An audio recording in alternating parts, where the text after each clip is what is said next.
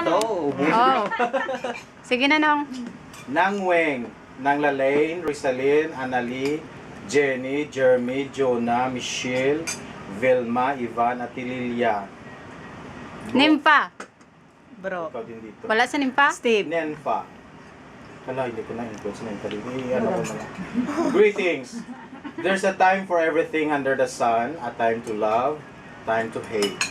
A time to work, time to rest. A time to sleep, time to rise up.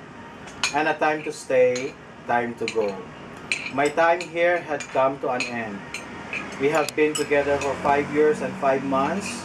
We're together in happiness and sorrow, together in sickness and in good health, and some went home already. Sometimes conflicts came, problems arose, but still the spirit of camaraderie, the sweetness of love among us, the unity and cooperation went on. Because I'm sure it's the love of God that held us up together.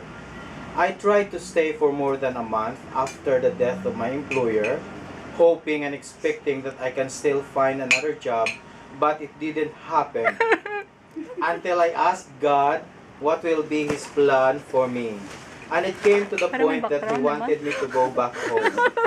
I'm sure He has a wonderful plans that await me there. Wala pa gani.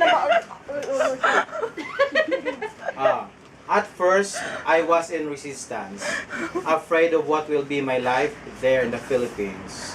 I felt that I am useless, a little bit of depression crept in, confusion consumed my mind, but with the help of my family that encouraged me to move out and to be with them gives me strength and assurance, and of course to the Spirit of God that had spoken to me, I was able to decide to leave this place with satisfaction and hope that God will not leave me nor forsake me.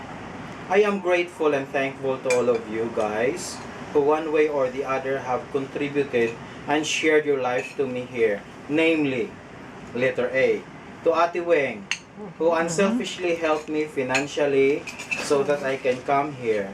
Her spiritual life that gives me strength to continue serving the Lord no matter what happens. Her pieces of advice, everything. I really thank Ate Weng from the innermost part of my heart. To Bida, Amen. who also supported me financially, spiritually, morally, who helped me from the start till my last day. Her life, her dedication to her work, especially to the ministry of the Lord here, her kindness, patience, humble heart, and diligent in everything that made me continue doing what's right in my work and in any situations. I really thank you. May God repay your goodness and your genuine heart. To Praise Ate God. Lalaine, my one and only reliever for many years, my sister, my friend, my advisor, my comforter, my teacher in cooking. You are part of my life as well as a partner in my work. Thank you very much, Ate. Rizalyn, Yes. your kindness, your generosity, you are a true friend. You helped me in so many ways. No wonder everybody loves you the way you are. I really thank you, kapatid. I will never forget you. Jenny, I will always remember your kindness and generosity. Very hospitable. Many times I've been there in your place, eating such a good foods with Steven. I really admired your faithfulness to God and to your husband as well. You are a good sister to me. I really thank you.